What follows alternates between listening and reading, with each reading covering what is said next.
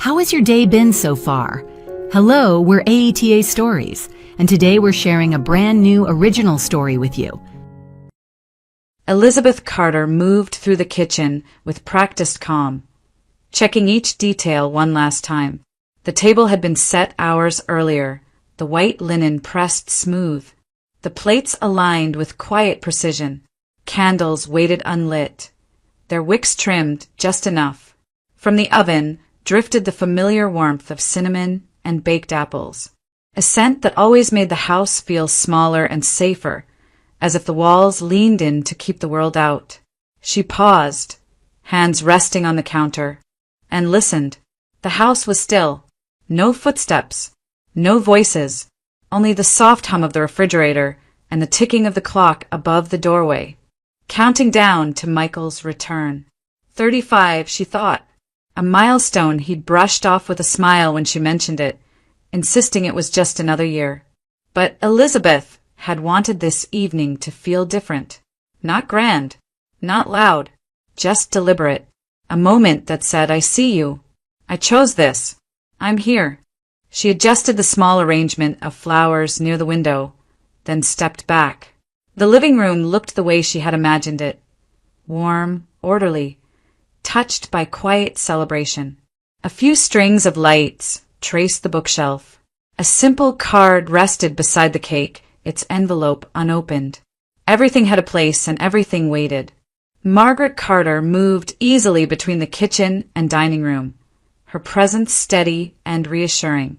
She had rolled up her sleeves earlier without being asked, offering help in that gentle way of hers that never felt like supervision. Now she straightened a napkin, then glanced at Elizabeth with an approving nod. It looks lovely, Margaret said. He'll feel it the moment he walks in. Elizabeth smiled, a little self-conscious despite herself. I hope so. Margaret's eyes softened. You always do this, she said. You think things through.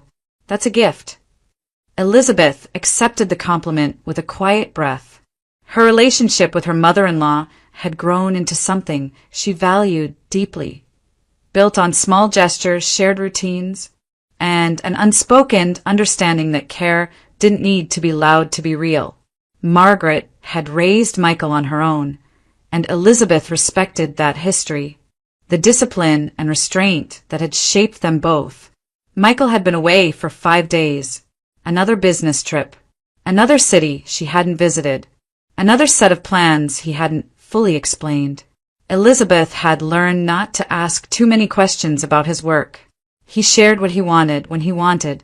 It wasn't secrecy, exactly, more a habit of containment. He kept things close, as if language itself cost something.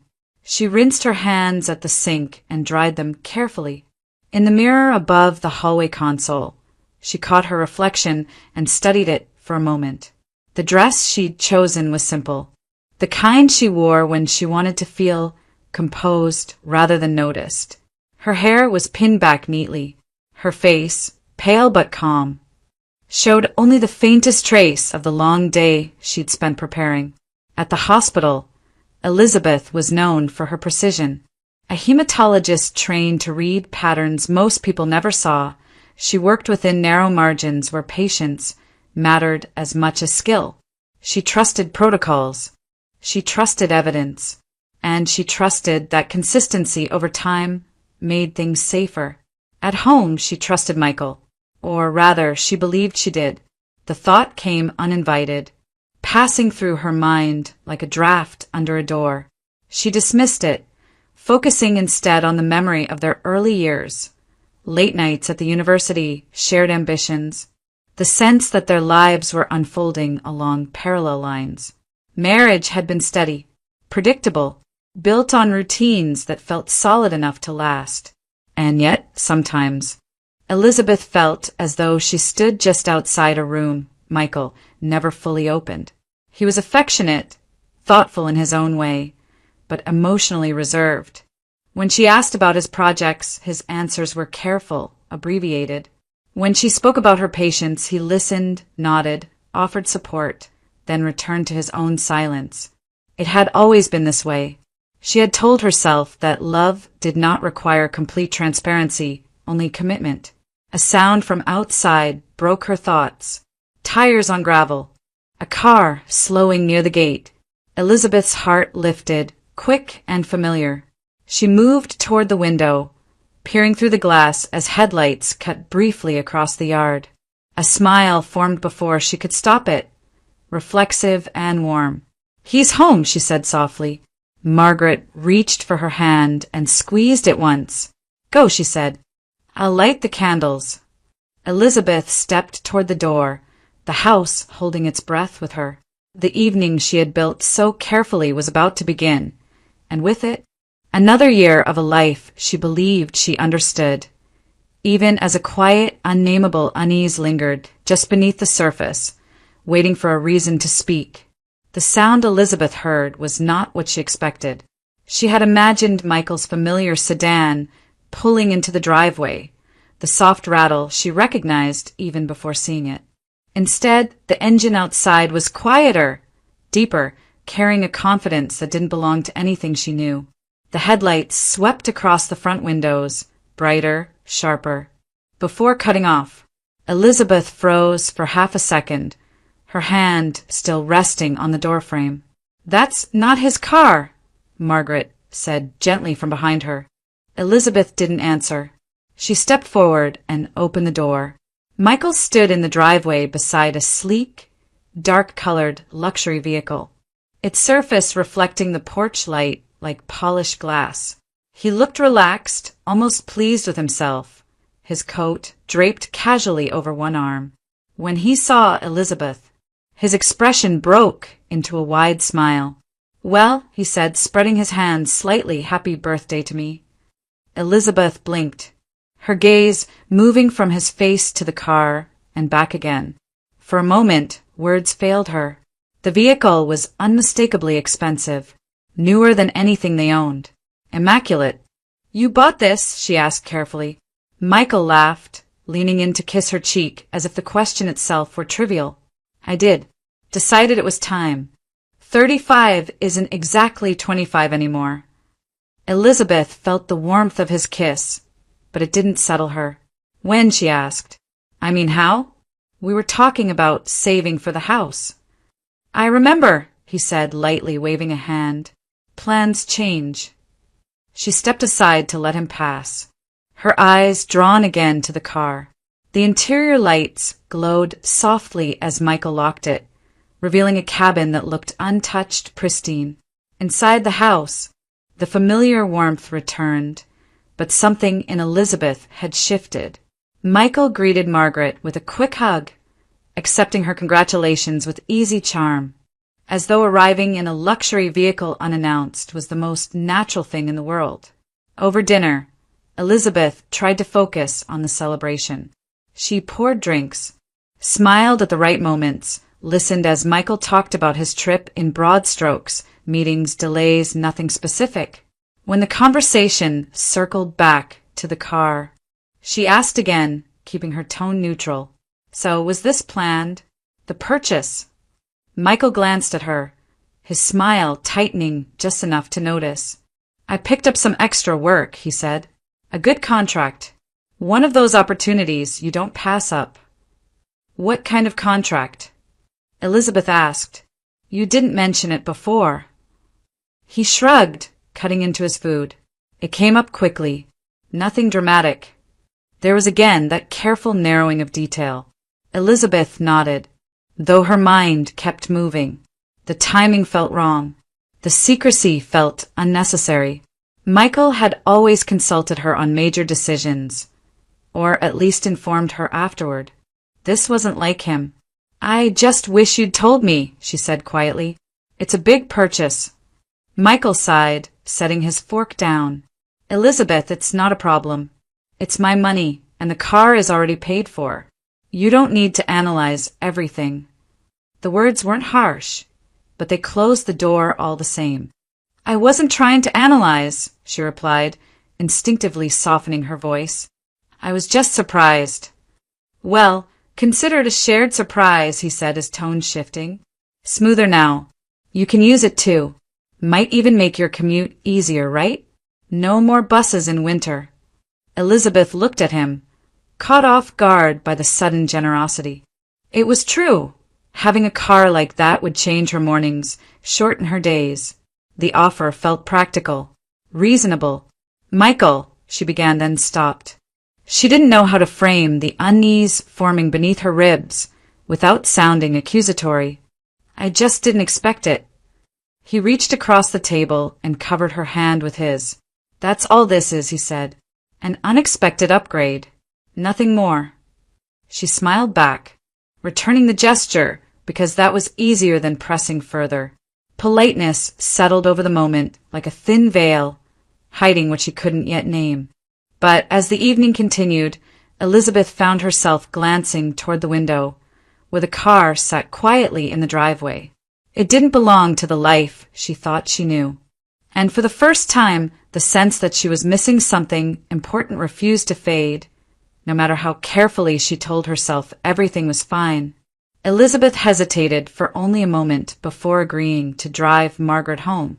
Michael suggested it casually, as though it were the most natural next step, an opportunity to break in the new car, to get comfortable with it. Margaret smiled, already reaching for her coat, clearly pleased by the idea. Outside, the night air was crisp and quiet.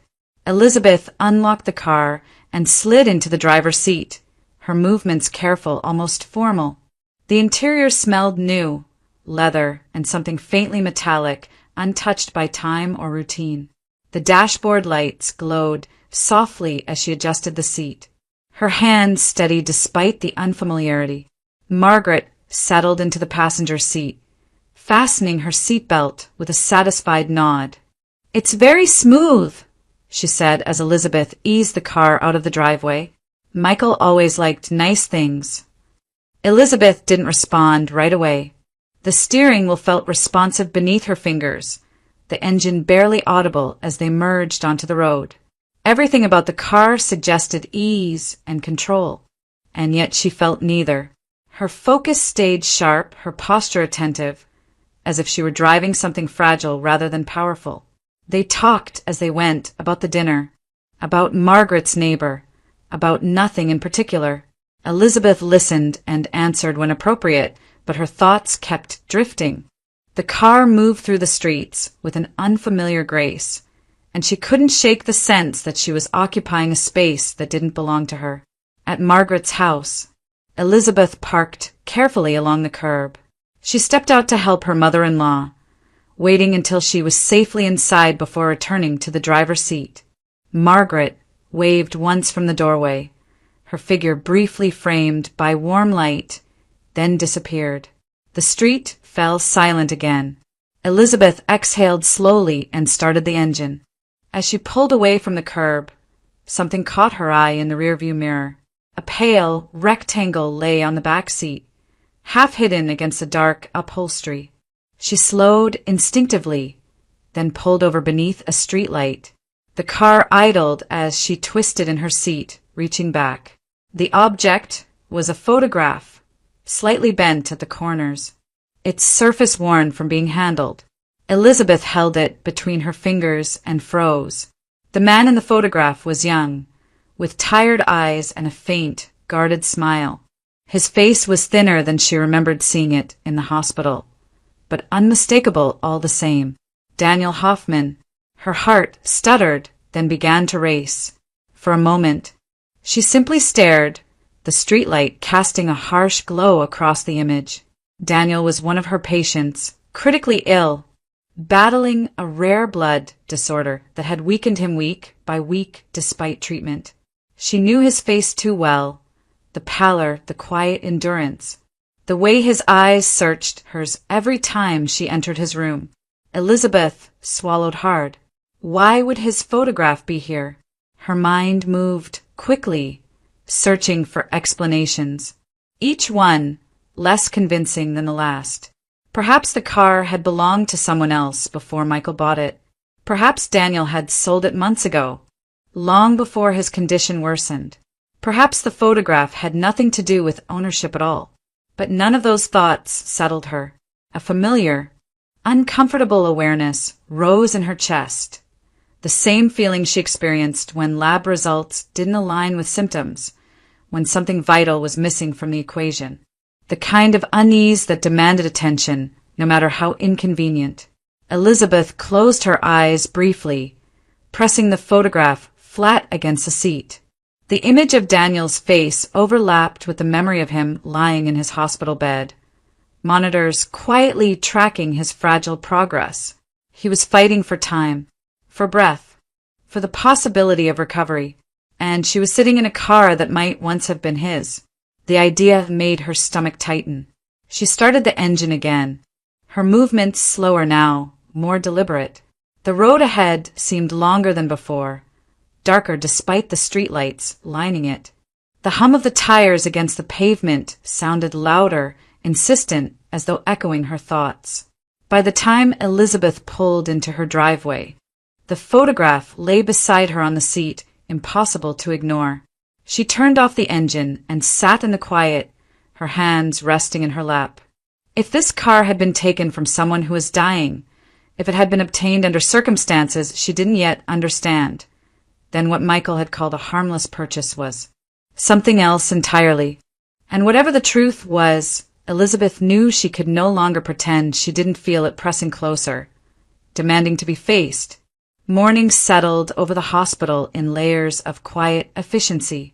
Elizabeth Carter walked through the sliding doors just after sunrise, her badge clipped neatly to her coat, her expression composed. The familiar scent of disinfectant and brewed coffee met her as it always did, grounding her in routine. Whatever questions had followed her through the night, this was where she knew who she was and what was expected of her. The hematology ward was already awake. Monitors hummed softly.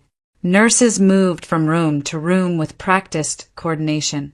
Elizabeth reviewed charts at the central station, her eyes scanning lab values and notes with focused precision.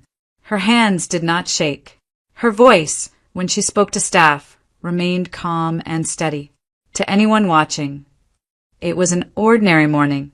Only when she reached Daniel Hoffman's room did she slow. He was awake, propped slightly against his pillows, his face drawn but alert. The 4-line ran steadily at his side, and the monitor traced a fragile rhythm that Elizabeth had learned to read instinctively. She greeted him with a professional smile, checking his vitals, asking routine questions about pain and nausea. Daniel answered politely, though fatigue weighed heavily on him. After finishing the exam, Elizabeth hesitated. She adjusted the chart on the foot of the bed, then met his eyes again. "Daniel," she said gently, "there's something I need to ask you. It's not about your labs." He frowned slightly. "All right." She chose her words with care.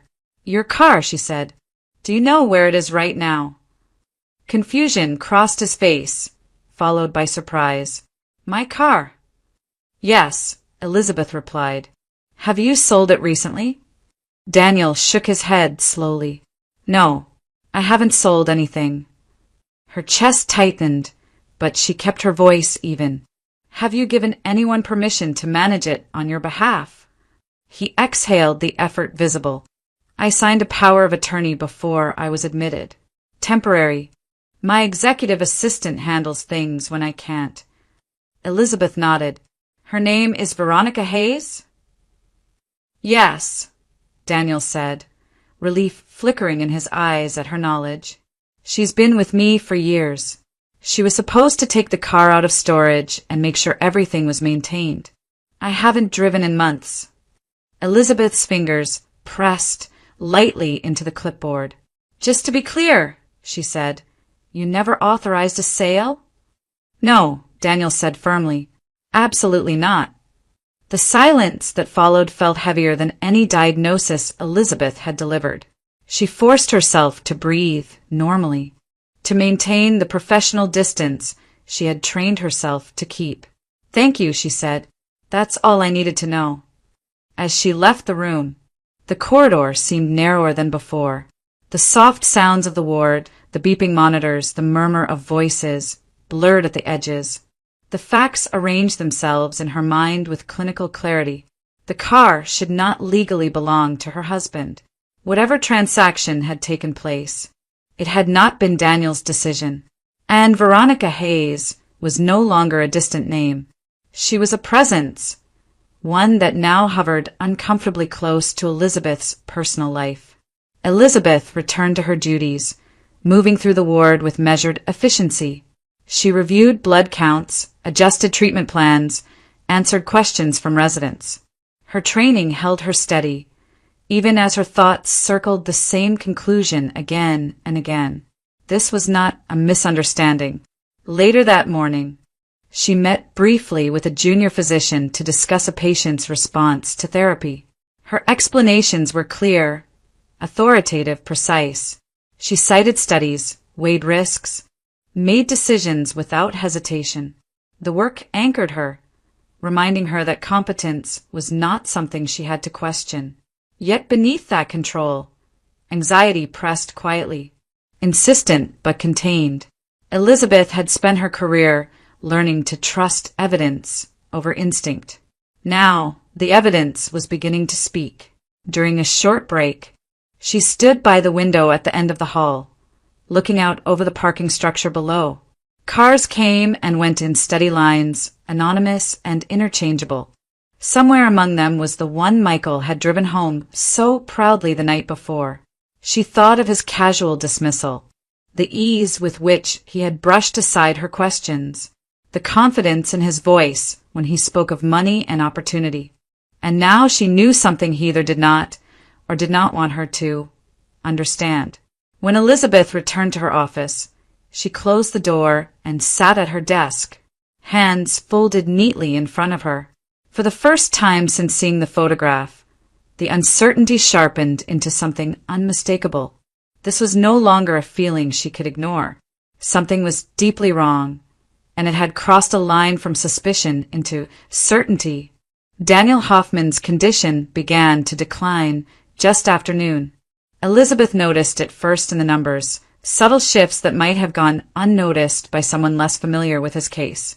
His platelet count dropped faster than expected. His blood pressure wavered. The fatigue in his eyes deepened into something heavier, something that no amount of encouragement could lift. By early afternoon, the atmosphere in the hematology ward had changed. Conversations lowered. Nurses exchanged brief looks as they adjusted medications and checked monitors more frequently. Elizabeth remained at Daniel's bedside longer than usual, reviewing his chart again and again, searching for a variable she might have missed. She hadn't. The disease was advancing, unpredictable and aggressive. But moving him now, she knew, would be reckless. The call came shortly after. Elizabeth was asked to attend an emergency meeting with hospital leadership. She entered the conference room to find several senior physicians already seated, along with Dr. Victor Reynolds, the hospital's chief medical officer. The tone was formal, strained. "We've reviewed Mr. Hoffman's case," Dr. Reynolds began, folding his hands on the table. "Given the complexity of his condition, we believe he would benefit from transfer to a specialized facility out of state. They have equipment we don't." Elizabeth didn't sit. She remained standing, her chart tucked under one arm. "With respect," she said calmly, "Daniel is not stable enough to be moved. The transport alone could trigger a catastrophic event." One of the physicians shifted in his chair. "There are risks either way." "Yes," Elizabeth replied, "but one option gives him a chance. The other could kill him before he even arrives." Dr. Reynolds's expression hardened. "You're asking this hospital to assume significant liability." "I'm asking you to let me continue treating my patient," Elizabeth said. "Here, where I can monitor him minute by minute." The discussion escalated quickly. Words like protocol, exposure, reputation filled the room. Elizabeth listened, responded when necessary, but her position did not change. She had seen this before when caution was framed as resistance, when ethical judgment was weighed against institutional fear. Finally, Dr. Reynolds leaned back in his chair. "If you refuse the transfer," he said, "you will need to document that decision. In writing. Full responsibility." Elizabeth met his gaze. Her pulse thudded in her ears, but her voice remained steady. "I understand." The document was placed in front of her minutes later. She read it carefully. The language was clear, uncompromising. By signing, she would assume personal accountability for the outcome, good or bad. Her hand hovered over the pen for a brief moment. Then she signed. When Elizabeth left the conference room, exhaustion settled over her like a weight. The corridor outside felt unusually long, each step echoing more loudly than before. She was acutely aware of her isolation, professionally cornered, emotionally unsupported.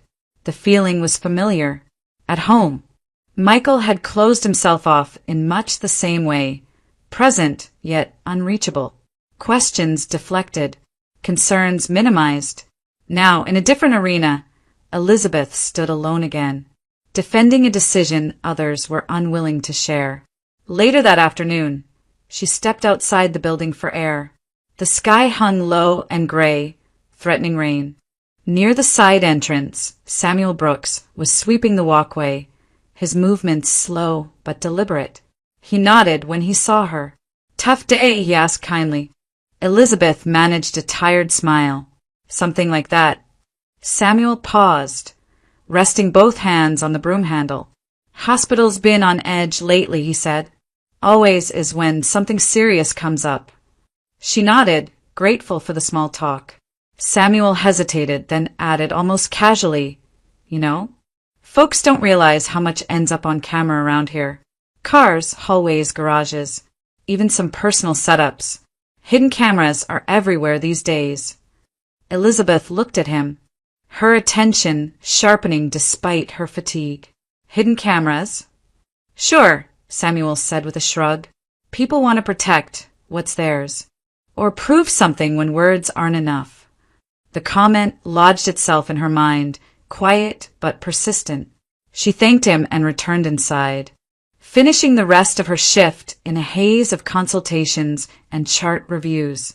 By evening, Daniel's condition had stabilized, barely, enough to justify her decision, at least for now.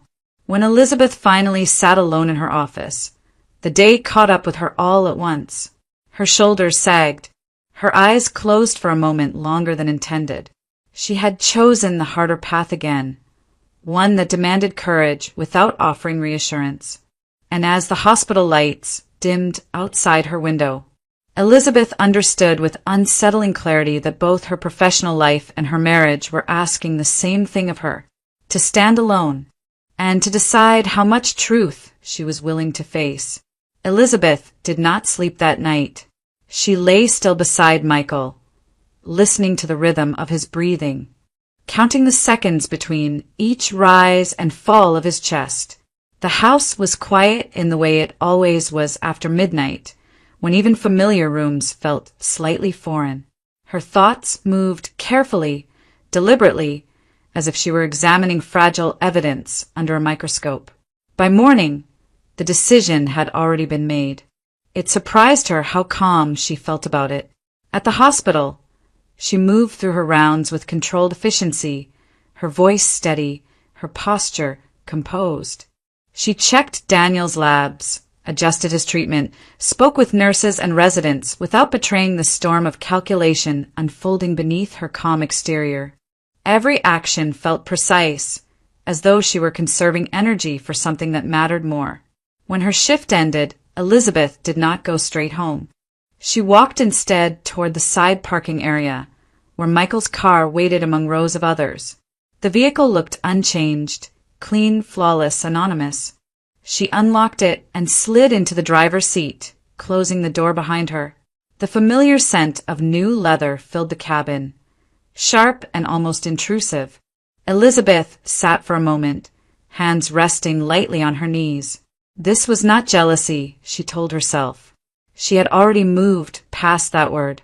Jealousy implied uncertainty, emotion without proof. What she felt now was clarity, cold steady, unavoidable. The questions had reached a point where answers were no longer optional. From her bag, she removed a small device wrapped in tissue. It was compact, unremarkable, easily overlooked. She turned it over in her hand, noting its weight, its quiet simplicity. The suggestion Samuel Brooks had made the day before returned to her with uncomfortable precision. Hidden cameras are everywhere these days. Elizabeth worked carefully, methodically. She chose a discreet angle inside the cabin, one that would capture both the driver and the front passenger without drawing attention. Her movements were deliberate, practiced, as though she were performing a familiar procedure. She tested the placement, adjusted it once, then again, until she was satisfied. Throughout it all, her breathing remained even. When she finished, Elizabeth sat back and closed her eyes briefly. A wave of something like grief washed over her, not for what she knew, but for what she might soon be forced to see. The possibility weighed on her chest, heavy and undeniable. She opened her eyes and stepped out of the car, locking it behind her. That evening, Michael returned home later than usual. He mentioned work, deadlines, vague frustrations. Elizabeth listened, nodded, asked nothing. She noticed the tension in his shoulders, the way he avoided meeting her eyes for more than a moment at a time. She noted it all with a strange detachment, as though observing a case from a distance. After dinner, Michael's phone rang. He glanced at the screen and stood abruptly. "I need to take this," he said. "Work." Elizabeth watched him leave the room, her expression unchanged. She waited until the house was quiet again before turning on her computer.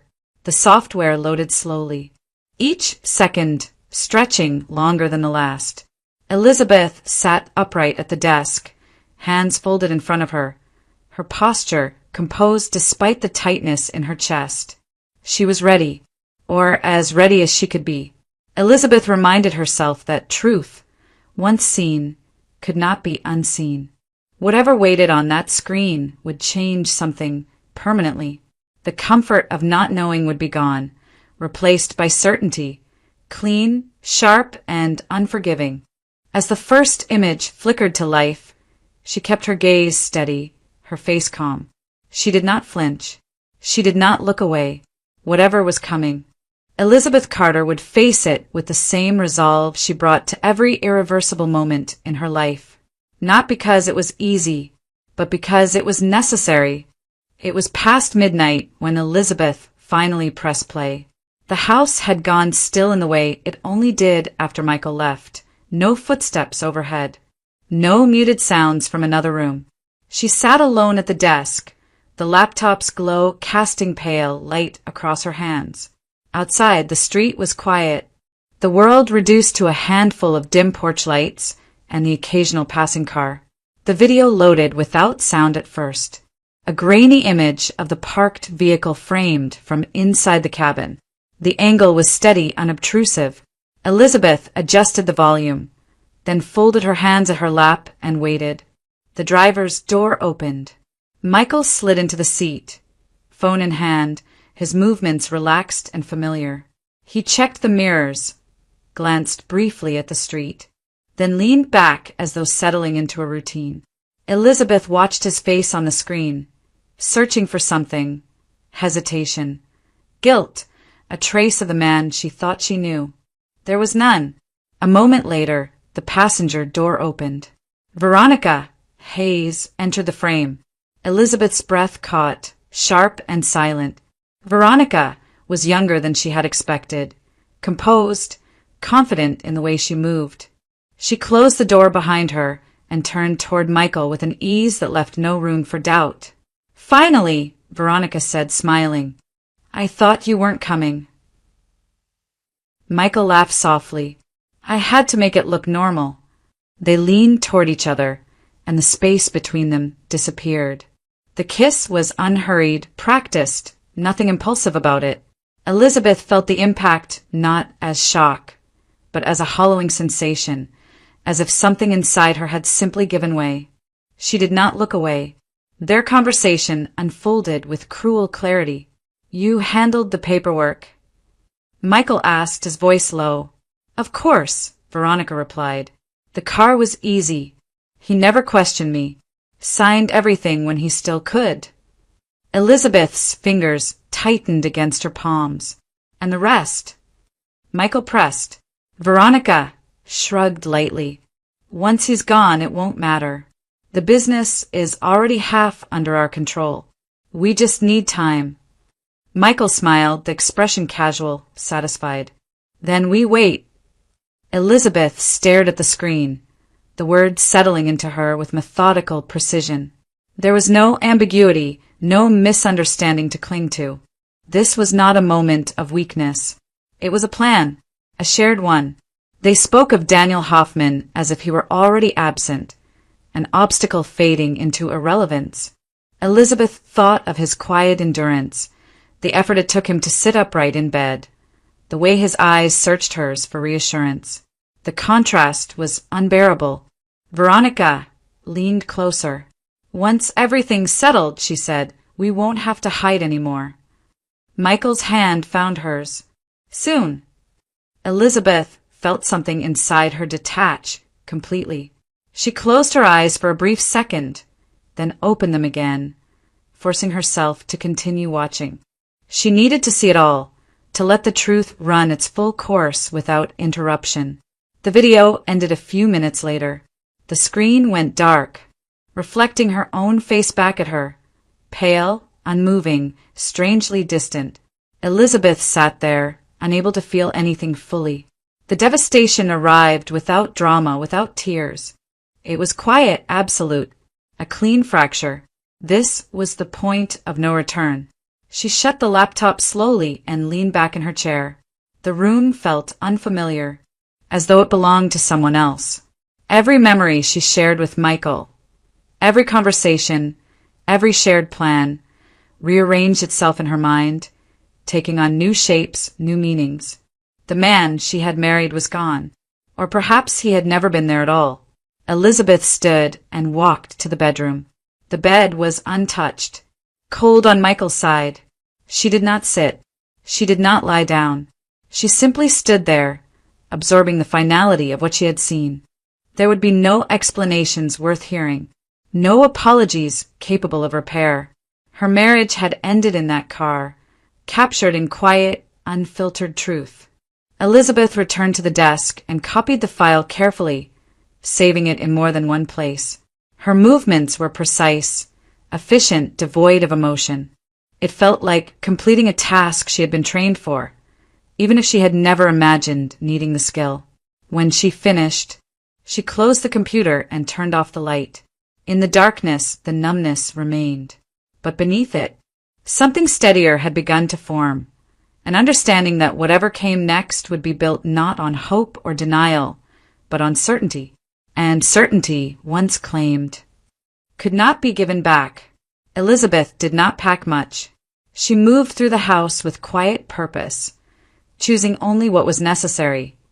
Clothes for a few days, her work documents. The small things she knew she would need to feel anchored. The rest she left where it was. Photographs stayed on the shelves. Books remained untouched.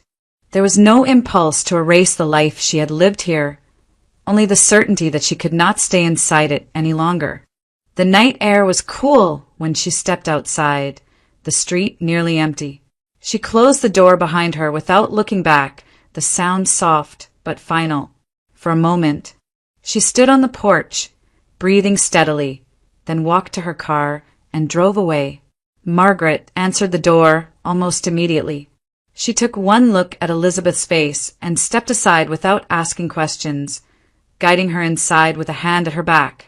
The house was dim and quiet, lit only by a lamp in the living room. Elizabeth set her bag down and finally allowed herself to sit. "It's Michael," she said, her voice low but steady. "He's been unfaithful." Margaret did not ask for details. She did not question the claim or suggest misunderstanding. She simply nodded, her expression tightening with a mix of shock and recognition. "I believe you," she said. The simplicity of the response nearly undid Elizabeth. She swallowed and nodded in return. "I saw it," she added. I have proof. Margaret reached for her hand and held it firmly. Then you're safe here, she said. You don't need to explain anything tonight. Elizabeth stayed. She slept for a few hours on the couch, waking just before dawn to the muted sounds of the house stirring. For the first time in days, the tightness in her chest eased slightly. Michael called later that morning. "Where are you?" he demanded as soon as she answered. "I came home and you weren't there. What is this?" Elizabeth closed her eyes briefly. "You know where I am," she said. "At your mother's." There was a pause, then a short laugh. "You're overreacting," Michael said. "I worked late. You disappear in the middle of the night and expect me not to ask questions." "You were not at work," Elizabeth replied calmly. His tone shifted, irritation creeping in. "You're imagining things again. This is exactly what I mean. You jump to conclusions." Elizabeth felt no anger now, only clarity. "I installed a camera in your car," she said. "I saw everything. I heard everything." Silence filled the line, heavy and unmistakable. "That's ridiculous," Michael said finally. "You wouldn't dare." "I did," Elizabeth replied, "and I won't pretend anymore. I'm filing for divorce." His response was sharp, defensive. "You think this makes you clever? Sneaking around, spying on your own husband? You're blowing this out of proportion." Elizabeth listened without interruption. When he finished, she spoke once more. "I'm not interested in arguing. The evidence exists. Your mother knows. This is over." She ended the call before he could respond. Margaret stood in the doorway, having heard enough to understand. She did not say Michael's name. She did not defend him. Instead, she poured Elizabeth a cup of tea and set it in front of her. "You did the right thing," she said quietly. "Leaving takes strength. Staying would have taken more from you than you could afford to lose." Elizabeth wrapped her hands around the warm mug, feeling a strange mix of grief and relief settle into place. The loss was undeniable. The life she had built, the future she had imagined, it was gone. But beneath the ache, there was something lighter, something closer to freedom. She had not shouted. She had not begged for explanations. She had simply stepped away. And for the first time since the truth had revealed itself, Elizabeth felt grounded in her decision. Not hardened, not bitter, just done. The marriage was over. What remained was hers to rebuild. Daniel Hoffman slipped into a coma just before dawn. Elizabeth was notified by a nurse who spoke quickly, her voice tight with urgency. By the time Elizabeth reached the intensive care unit, the room was already crowded with machines.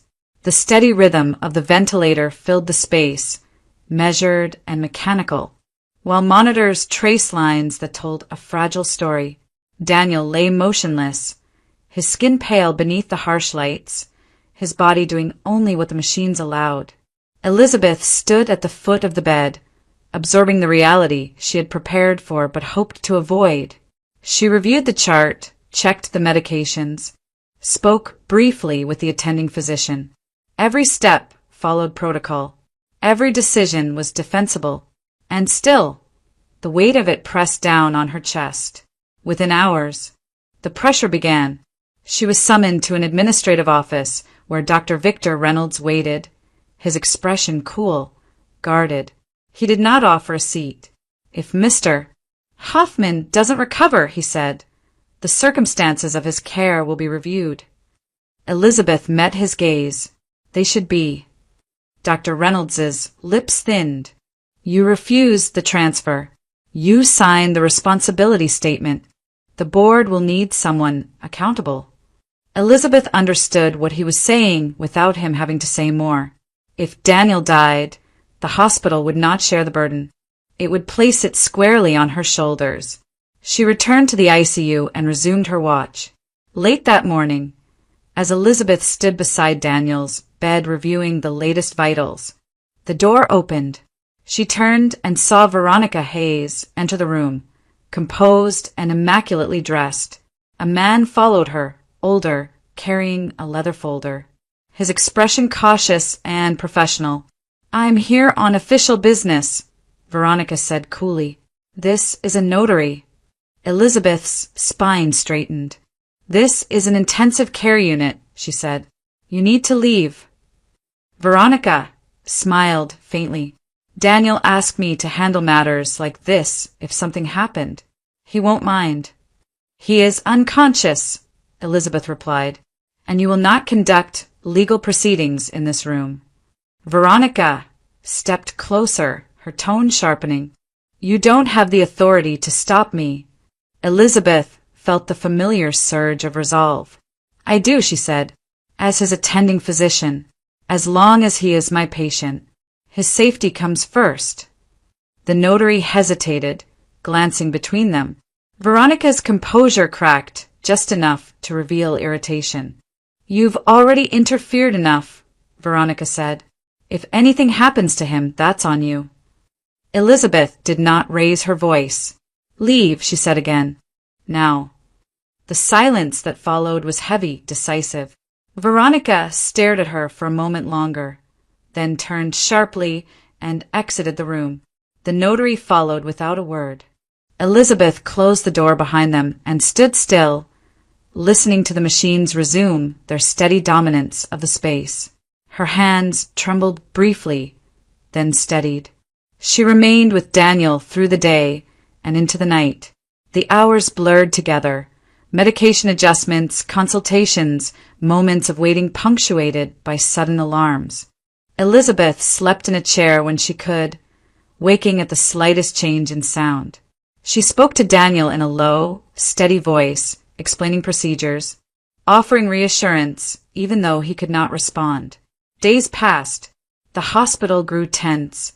Conversations hushed when Elizabeth entered a room. She felt eyes on her in the corridors, heard fragments of speculation she pretended not to notice.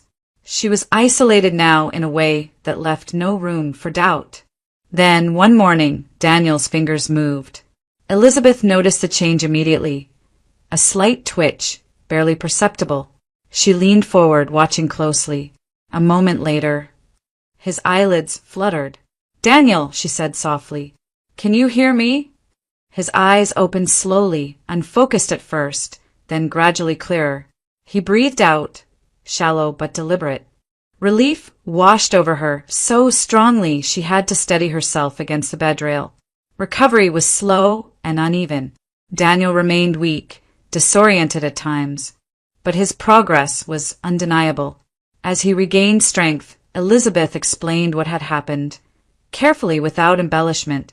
When she told him about the attempted will, about the car, about Veronica, his reaction was quiet but resolute. "Report it," he said. "All of it." Elizabeth did. The evidence spoke clearly. The video recordings left little room for interpretation. Veronica Hayes was charged with fraud and abuse of power of attorney. Michael Carter's involvement was exposed through the same footage. His voice, his agreement, his plans laid bare. Criminal proceedings followed swiftly.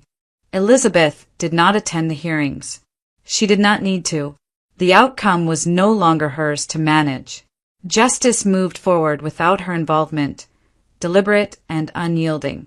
When the verdicts came, there was no sense of triumph, only a calm acknowledgement that truth, once documented, could not be undone. At the hospital, leadership shifted. Dr. Reynolds was removed from his position after internal review. His attempt to deflect responsibility laid out alongside the facts. Elizabeth was called into a meeting weeks later, not for reprimand but recognition. "You did the right thing," one board member said simply. Under pressure, Elizabeth nodded, accepting the words without celebration. As Daniel continued his recovery, Elizabeth visited him regularly, their conversations quiet and unforced. There was no urgency, no expectation, only the shared understanding that survival had changed them both. For the first time in months, Elizabeth felt the weight begin to lift. The storm had not passed quietly, but it had passed, and in its wake, justice had begun, measured, imperfect, and real. Michael Carter was sentenced on a gray morning that matched the tone of the proceedings.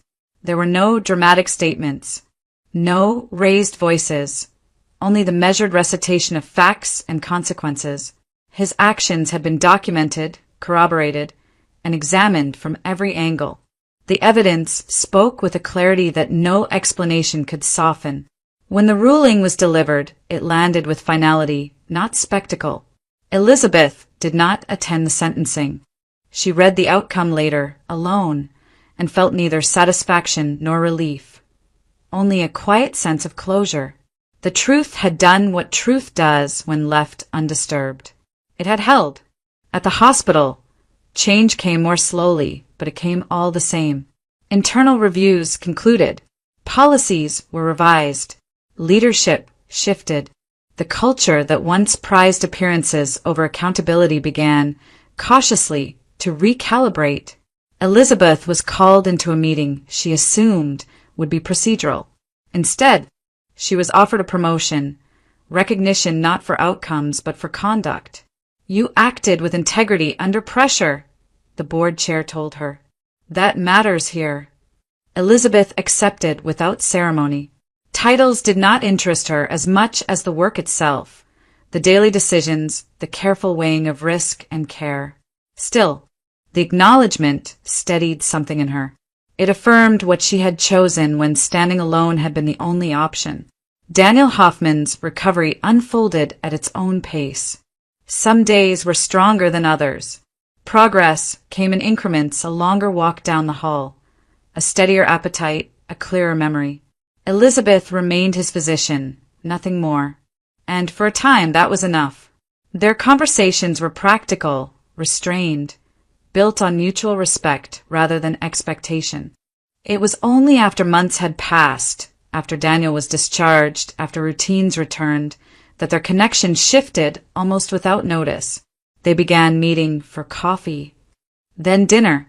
There were no grand declarations, no rules, just the quiet recognition of shared ground, a mutual understanding of what had been lost, and what it meant to rebuild without illusion.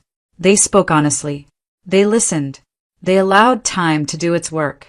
Samuel Brooks appeared one afternoon at the hospital, hat in hand, a familiar kindness in his eyes. He asked Elizabeth if she had a moment. She followed him to the bench outside, where the late sun warmed the stone. "There's a boy," Samuel said. "Leo. He's been in and out of temporary placements. Good kid. Quiet. Smart." Elizabeth listened, heart attentive but cautious. "Daniel mentioned you were thinking about adoption," Samuel added. "I thought maybe this was worth bringing to you." The process was long and careful, as it should have been. Home visits, interviews, waiting. Elizabeth and Daniel moved through it together, deliberate and patient. When Leo finally arrived, he stood in their doorway with a small backpack and an expression that held more questions than hope. Elizabeth knelt to his level and told him the truth. "You're safe here," she said, "and you're welcome to stay." He believed her slowly. Life did not transform overnight. Healing rarely does. There were moments of doubt, nights when memories pressed close, days when fear surfaced uninvited. But there was also laughter, quiet routines, the steady comfort of presence. Leo found his footing. Daniel found strength. Elizabeth found something she had not known to ask for. Peace without denial. The news came later, almost incidentally. A routine appointment, a confirmation. Elizabeth sat in her office afterward, hands resting on the desk, absorbing the reality of it. She told Daniel that evening. He listened, then smiled, the kind of smile that holds both gratitude and responsibility. They did not pretend the past had vanished. It remained, a part of them, informing choices rather than dictating them. Healing, Elizabeth learned, was not the erasure of pain, but the growth that followed it. Love, when built on truth, did not need urgency. Justice, when it arrived quietly, did not need applause. And integrity, though costly, returned something dishonesty never could, self-respect that endured. Elizabeth often thought of the moment she chose certainty over comfort, and how alone that choice had felt at the time. Courage, she understood now, rarely announces itself. It looks like isolation before it looks like strength, like silence before resolution. If you're listening, she would say, consider the moments when truth asks something of you. Consider what it cost and what it returned. Would you have chosen the same path? Would you have stood where Elizabeth stood? Share your thoughts. Your answers matter more than you think.